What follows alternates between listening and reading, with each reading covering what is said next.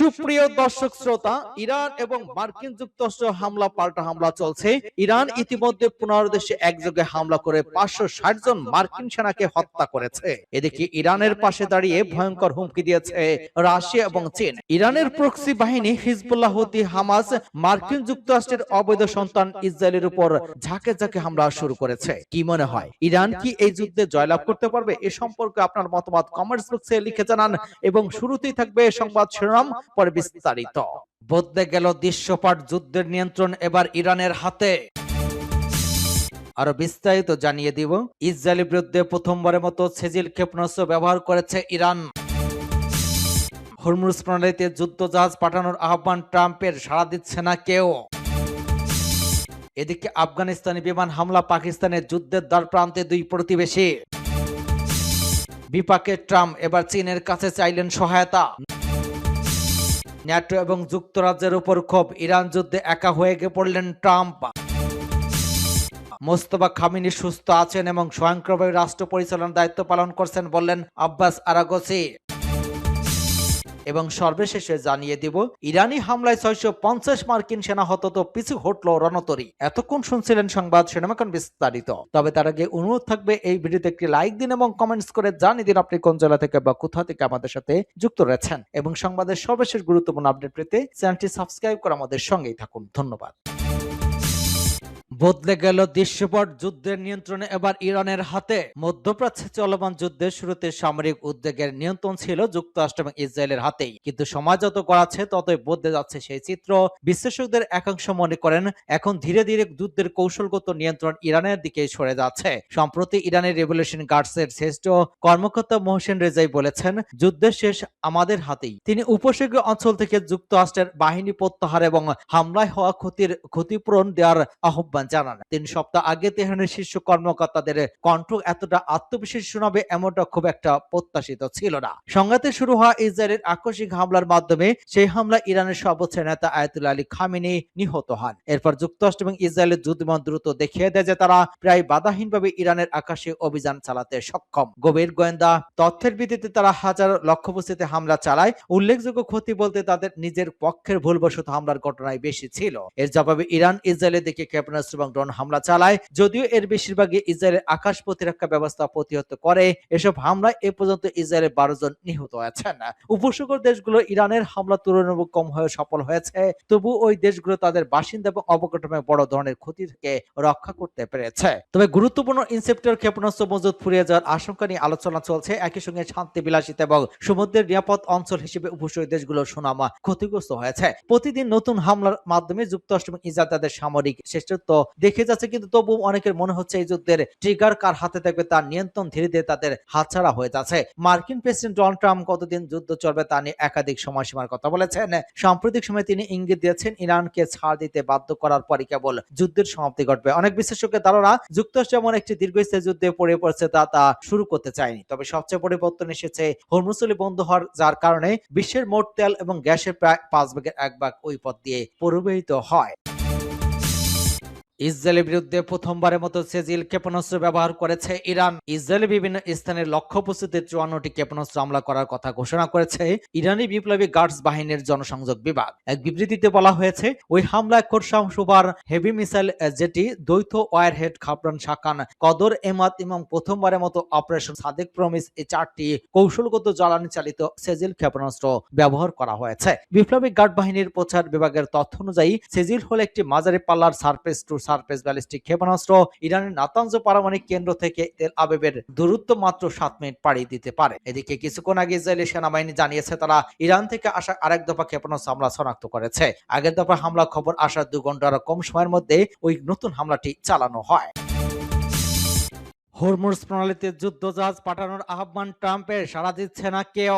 চলমান যুদ্ধে হরমুজ প্রণালীতে কার্যকর অবরুদ্ধ করে রেখেছে ইরান। ফলে তেলবাহী ট্যাঙ্কার গুলোকে নিরাপদে পার করতে চীন, ফ্রান্স, জাপান, দক্ষিণ কোরিয়া এবং যুক্তরাজ্যকে যুদ্ধজাহাজ পাঠানোর আহ্বান জানিয়েছে ট্রাম্প। তবে এখন পর্যন্ত কেউ তার ডাকে সাড়া দেয়নি। পরমাণু ইস্যুতে কূটনৈতিক আলোচনার মাঝে হঠাৎ করে গত 28 ফেব্রুয়ারি ইরানের যৌথ আগ্রাসী হামলা শুরু করে যুক্তরাষ্ট্র এবং ইসরায়েল, যার ফলে যুদ্ধের প্রথম দিনে ইরানের সর্বোচ্চ নেতা আয়াতুল্লাহ আলী খামেনি নিহত হন। জবাবে ইসরায়েলের পাশাপাশি উপসাগরীয় দেশগুলোতে মার্কিন সামরিক ঘাঁটি এবং স্বার্থ লক্ষ্য করার পাল্টা হামলা শুরু করে ইরান। সেই সঙ্গে যুক্তরাষ্ট্র তার মিত্র দেশগুলোর জন্য হরমুজ প্রণালী বন্ধ করে দেয়। গুরুত্বপূর্ণ নৌপথ হরমুজ প্রণালী বন্ধের ফলে বিশ্বজুড়ে তেলের বাজারে যে অস্থিরতা তৈরি হয়ে যায় তা মোকাবেলায় ট্রাম্প প্রশাসন এখনো আন্তর্জাতিক মিত্রদের সরাসরি সামরিক সহায়তা চাইছে। গত শনিবার এক রাষ্ট্রীয় বার্তায় ট্রাম্প আশা প্রকাশ করেন চীন, যুক্তরাজ্য, ফ্রান্স, জাপান, দক্ষিণ কোরিয়ার মতো দেশগুলো তাদের যুদ্ধ জাহাজ পাঠিয়ে ওই নৌপথে সচল রাখতে ভূমিকা রাখবে। ট্রাম্পের ওই আহ্বান পরে বিশ্বের দুই শক্তিধর দেশ চীন এবং যুক্তরাজ্যের পাশাপাশি দক্ষিণ কোরিয়া প্রাথমিক প্রতিক্রিয়া জানিয়েছে। ওয়াশিংটনে অবস্থিত চীনা দূতাবাস এক মুখপাত্র সরাসরি যুদ্ধ জাহাজ পাঠানোর বিষয়ে কোনো নিশ্চিত তথ্য না দিলেও বর্তমান সংঘাত পরিস্থিতি দ্রুত অবসান কামনা করেন। এক বিবৃতিতে জানান, জ্বালানি সরবরাহের স্থিতিশীলতা এবং নিরাপত্তা নিশ্চিত করা সব পক্ষের দায়িত্ব। মধ্যপ্রাচ্যের দেশগুলোর ঘনিষ্ঠ বন্ধু এবং কৌশলগত অংশীদার হিসেবে চীন সংশ্লিষ্ট পক্ষগুলোর পক্ষ থেকে যোগাযোগ অব্যাহত রাখবে এবং উত্তেজনা প্রশমনে গঠনমূলক ভূমিকা পালন করবে। অন্যদিকে যুক্তরাজ্যের প্রতিরক্ষা মন্ত্রণালয়ের পক্ষ থেকে জানানো হয়েছে যে ওই অঞ্চলে বাণিজ্যিক জাহাজগুলোর নিরাপত্তা নিশ্চিত করতে তারা মিত্র এবং অংশীদারদের সঙ্গে বিভিন্ন বিকল্প ব্যবস্থা নিয়ে আলোচনা করছে। তবে ট্রাম্পের আহ্বানে সাড়া দিয়ে তারা নতুন করে কোনো যুদ্ধ জাহাজ মোতায়েন করবে কিনা সে বিষয়ে সুনির্দিষ্ট কোনো প্রতিশ্রুতি দেয়নি ব্রিটিশ সরকার। আফগানিস্তান বিমান হামলা, পাকিস্তানের যুদ্ধের দ্বার প্রান্তে দুই প্রতিবেশী। আফগানিস্তানের অভ্যন্তরে রাতভর জড়ো বিমান হামলা চালিয়েছে পাকিস্তান। ইসলামাবাদ দাবি করেছে দেশটির দক্ষিণ কান্দাহার প্রদেশের তালেবান এবং জঙ্গি গোষ্ঠীর গুরুত্বপূর্ণ সামরিক স্থাপনা এবং সন্ত্রাসী আস্তানা লক্ষ্য করে ওই অভিযান চালানো হয়েছে। ওই ঘটনাকে কেন্দ্র করে দক্ষিণ এশিয়ার দুই প্রতিবেশী দেশের মধ্যে উত্তেজনা এখন চরম আকার ধারণ করেছে। পাকিস্তান রাষ্ট্রীয় টেলিভিশন পিটিভির রোববার জানিয়েছে, কান্দাহারে চালানো ওই অভিযানে তালেবানের কারিগরি সহায়তা কেন্দ্র এবং একটি সরঞ্জাম মজুত করা স্থাপনা কার্যক্রমে ধ্বংস করা হয়েছে। এসব স্থাপনা ব্যবহার করে পাকিস্তানি বেসামরিক নাগরিকদের উপর হামলা চালানো হচ্ছিল। এছাড়া একটি সুড়ঙ্গে হামলা চালানো হয়েছে যেখানে ফিতনা আল খাওয়ারিজ এবং আফগান তালেবান প্রযুক্তিগত সরঞ্জাম রাখা হয়েছিল। স্থানীয়দের বাসিন্দারা জানিয়েছেন, রাতের আধারে কান্দাহারের আকাশে যুদ্ধবিমান উঠতে দেখা গেছে এবং বিকট বিস্ফোরণের শব্দ শোনা গিয়েছে। স্পিন বোল্ডাক এবং খোস্ত-প্রদেশ এই সংঘর্ষ এবং বিস্ফোরণের খবর পাওয়া গেছে। তবে তালেবান সরকার মুখপাত্র জাবিউল্লাহ মুজাহিদ দাবি করেছেন, পাকিস্তানি হামলা একটি মাদক নির্মাণ কেন্দ্র এবং একটি খালি কন্টেনার ক্ষতিগ্রস্ত হয়েছে। পাকিস্তানের দাবি করা সামরিক ক্ষয়ক্ষতির কথা তিনি এখনো অস্বীকার করেছেন। বিপাকে ট্রাম্প এবার চীনের কাছে চাইলেন সহায়তা। ফিনান্সিয়াল টাইমসকে দেয়া এক সাক্ষাৎকারে মার্কিন প্রেসিডেন্ট ডোনাল্ড ট্রাম্প বেইজিং এর চীনা প্রেসিডেন্ট শি জিনপিং এর সঙ্গে তার আসন্ন বৈঠক নিয়ে কথা বলেছেন। ডোনাল্ড ট্রাম্প আশা করেছেন বৈঠকের আগে চীন হরমুজ প্রণালী আবার চালু করতে সহায়তা করবে। ট্রাম্পের ভাষায় চীন তাদের প্রায় 90% তেল সংগ্রহ ওই হরমুজ প্রণালী ব্যবহার করে থাকে। চলতি মাসের শেষের দিকে মার্চে বেইজিং এ ট্রাম্পের সঙ্গে চীনা প্রেসিডেন্টের ওই বৈঠক হওয়ার কথা রয়েছে। তবে ডোনাল্ড ট্রাম্প বলেছেন তিনি ওই বৈঠকের আগে এই বিষয়ে চীনের তরফ থেকে কোনো পদক্ষেপ দেখতে চান। তার মতে 2 সপ্তাহ অনেক দীর্ঘ সময়। তিনি আরো বলে জানান, এই সফর পিছিয়ে যেতে পারে, তবে এ বিষয়ে বিস্তারিত কিছু বলেননি মার্কিন প্রেসিডেন্ট। যুক্তরাষ্ট্রের পক্ষ থেকে চীনের কাছে হরমুজ প্রণালী দিয়ে জাহাজ চলাচল নিশ্চিত করার আহ্বান এমন সময় এলো যখন তেহরানের সঙ্গে ভালো সম্পর্ক থাকায় বেইজিং এর সঙ্গে হয়তো নিজের তেলবাহী জাহাজ পার করতে যুক্তরাষ্ট্রের সঙ্গে কোনো জোটের প্রয়োজন নাও হতে পারে। ভারত জানিয়েছে তাদের তেহরানের সঙ্গে এক সমঝোতার মাধ্যমে তাদের 2টি তেলবাহী জাহাজ হরমুজ প্রণালী দিয়ে পার হওয়ার অনুমতি দিয়েছে। এর আগে ট্রাম্প হরমুজ প্রণালীকে ইরানের হুমকি থেকে রক্ষা করতে ফ্রান্স, যুক্তরাজ্য, জাপান, দক্ষিণ কোরিয়া যুদ্ধ জাহাজ পাঠানোর আহ্বান করেন। তবে ট্রাম্পের ওই আহ্বানে কোনো দেশই এখন পর্যন্ত আনুষ্ঠানিকভাবে সাড়া দেয়নি। বর্তমানে ওই প্রণালীর কাছে বহু দেশের জাহাজ আটকা আছে। এতে করে বিশ্বজুড়ে জ্বালানি সংকট শুরু হয়েছে।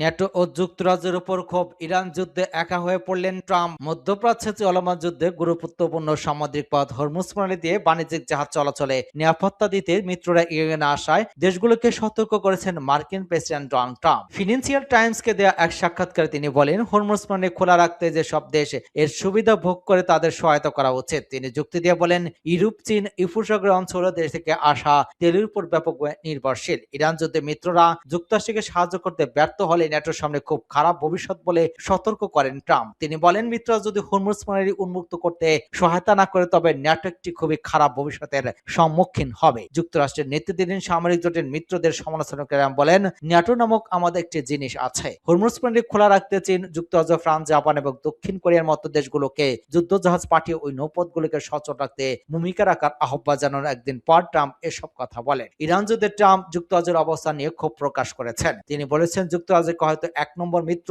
সবচেয়ে দীর্ঘদিনের সঙ্গী ইত্যাদি হিসেবে বিবেচনা করতে হতে পারে, কিন্তু যখন আমি তাদের আসতে বললাম তারা আসতে চাইল না। ট্রাম্প আরো বলেন, আর যখন আমরা মূলত ইরানের বিপজ্জনক সক্ষমতা চিহ্নিত করে দিলাম তখন তারা বলল, ও আচ্ছা, আমরা 2টি জাহাজ পাঠাবো। তখন আমি বললাম, আমাদের এই জাহাজগুলো জেতার আগে দরকার, জেতার পরে নয়। আমি দীর্ঘদিন ধরে বলেছি এটা নেটো যুদ্ধে একটি একমুখী রাস্তা। ফিনান্সিয়াল টাইমসকে মার্কিন প্রেসিডেন্ট আর বলেন, তিনি গুরুত্বপূর্ণ ওই জলপথটি উন্মুক্ত করতে চীন সরকারকে চাপ দেওয়ার লক্ষ্যে এই মাসের শেষের দিকে চীনের প্রেসিডেন্ট শি জিনপিংয়ের সঙ্গে তার নির্ধারিত সম্পর্ক পিছিয়ে দিতে পারেন। ট্রাম্পের যুক্তি, তারা ওই প্রণালীর সুবিধাভোগী, এটা কেবল তাদের জন্য সমাজীন যে তারা সেখানে খারাপ কিছু না ঘটা নিশ্চিত করতে সহায়তা করবে।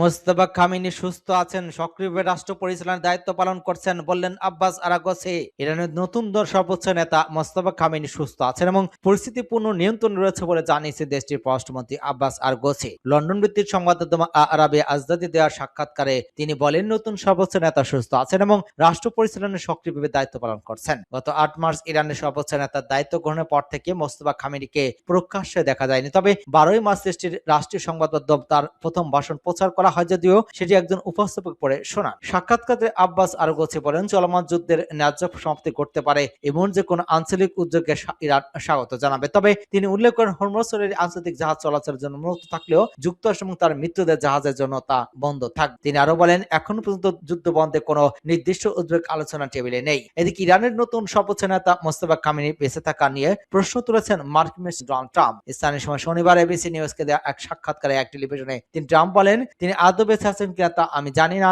এখনো পর্যন্ত কেউ তার উপস্থিতি প্রমাণ দিতে পারেনি। তবে একই সঙ্গে খামেনি মৃত্যুর খবরকে গুজব বলে উল্লেখ করেছেন ট্রাম্প। তিনি বলেন, যদি খামেনি জীবিত থাকেন তাহলে নিজের দেশের সাথে তার বুদ্ধিমানের সিদ্ধান্ত নেওয়া উচিত।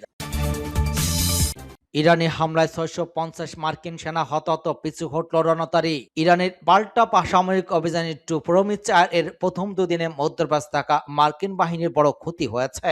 আইআরজিসির মুখপাত্র ব্রিগেডিয়ার জেনারেল আহমদ নাইনি বলেছেন, ওই অভিযানে প্রথম দুদিনের মধ্যেই ৬৫০ জনের বেশি মার্কিন সেনা নিহত বা আহত হয়েছেন। তার দাবি অনুযায়ী ইরান ওই সময় মার্কিন সামরিক ঘাঁটি এবং যুদ্ধ জাহাজ লক্ষ্য করে ক্ষেপণাস্ত্র এবং ড্রোন হামলা চালায়। নাইনি বলেন, আমেরিকানরা স্বাভাবিকভাবে ওই হতাহতের তথ্য অস্বীকার বা গোপন করার চেষ্টা করবে, তবে আমাদের গোয়েন্দা তথ্য এবং যুদ্ধক্ষেত্রের প্রতিবেদনে ওই ক্ষয়ক্ষতির বিষয়টি নিশ্চিত হয়েছে। আইজিসির মুখপাত্র জানান, ইরানি ক্ষেপণাস্ত্র এবং ড্রোন হামলা বা হারানে অবস্থিত মার্কিন নৌবাহিনীর ফিফথ ফ্লিটের সদর দপ্তর একাধিক আঘাতপ্রাপ্ত হয়েছে। এর মধ্যে একটি হামলায় প্রায় ১৬০ জন মার্কিন সেনা নিহত বা আহত হয়েছেন বলে দাবি করা হয়। তাসনিম নিউজের প্রতিবেদনে বলা হয়েছে, একটি মার্কিন নৌ সহযোগী যুদ্ধ জাহাজ ইরানি নৌ জাহাজের আঘাতে গুরুতর ক্ষতিগ্রস্ত হয়েছে।